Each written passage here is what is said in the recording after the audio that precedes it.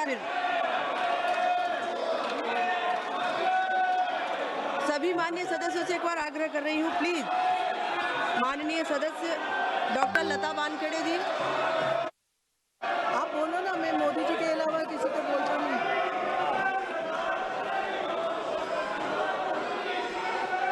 धन्यवाद माननीय सभापति महोदया।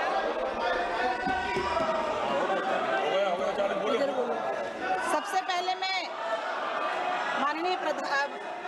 पहले मैं प्रधानमंत्री धन धान्य कृषि योजना जैसी ऐतिहासिक और किसान हितैषी योजना के लिए माननीय प्रधानमंत्री जी एवं माननीय कृषि मंत्री जी का हृदय से आभार व्यक्त करती हूँ।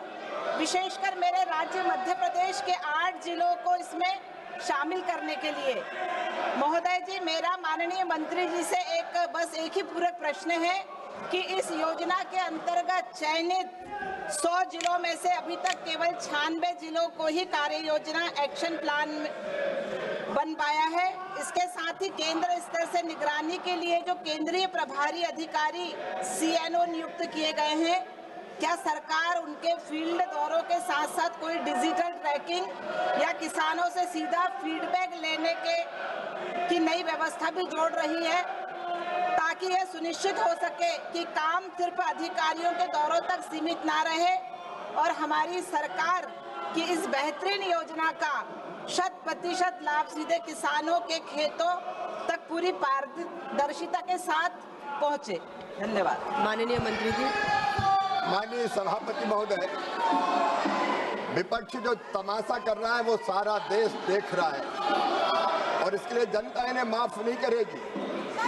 अभी हमारी विद्वान सदस्य श्रीमती लता वानखेड़े जी ने एक सवाल पूछा है कि इसको केवल 96 जिलों में क्यों लागू किया गया है। 100 में से 96 जिले, 4 जिले क्यों छूट गए हैं।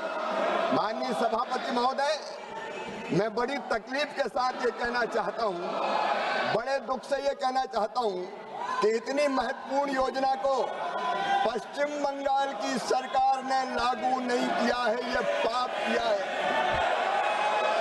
माननीय सभापति महोदय, पश्चिम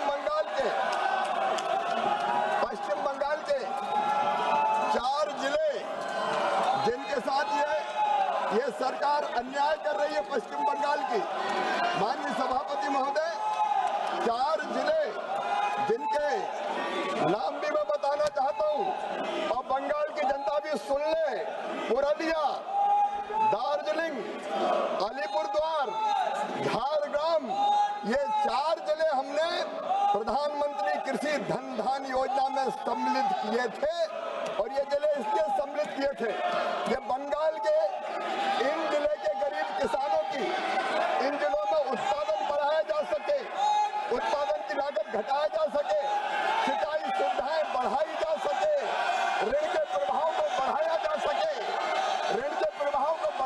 प्रवाह को बढ़ाया जा सके।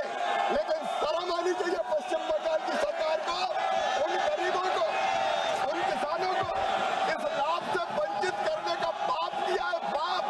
ये यहाँ चिल्ला रहे माननीय सभापति महोदय, पश्चिम बंगाल की जनता ये सुन ले, पश्चिम बंगाल के किसानों के साथ अन्याय करने का पाप ममता बनर्जी वहां की मुख्यमंत्री ने किया है और इसके लिए वहां की जनता माफ नहीं करेगी।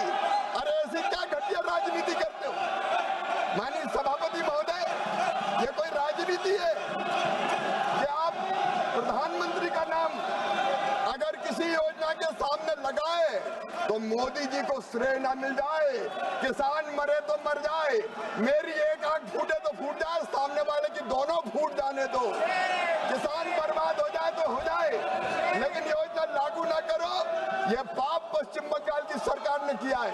और माननीय सभापति महोदय, प्राकृतिक कृषि मिशन वो भी पश्चिम बंगाल ने लागू नहीं किया है। प्रधानमंत्री फसल बीमा योजना, बंगाल के किसानों ने क्या बिगाड़ा था टीएमसी वालों, प्रधानमंत्री फसल बीमा योजना पश्चिम बंगाल में लागू नहीं की गई है। ऐसी कई योजनाएं केंद्र सरकार की जो पश्चिम बंगाल की सरकार ने लागू नहीं की है। क्या घटिया राजनीति करते हो। अरे जनता कोई बीजेपी और टीएमसी की होते, घटिया राजनीति करके पश्चिम बंगाल की जनता को मारने का पाप टीएमसी की सरकार कर रही है। सरकार बदलेगी तो सारी योजनाएं लागू की जाएंगी। माननीय सदस्य, मैं आप सभी से एक बार निवेदन कर रही हूँ, ये आचरण आप लोगों का अच्छा नहीं है। पूरा देश देख रहा है आप लोगों का आचरण। प्लीज आप लोग अपने अपने स्थान पर विराजिए। माननीय सदस्य प्रश्न संख्या 242, माननीय सदस्य डॉक्टर निशिकांत दुबे जी। प्रश्न संख्या 242। माननीय सभा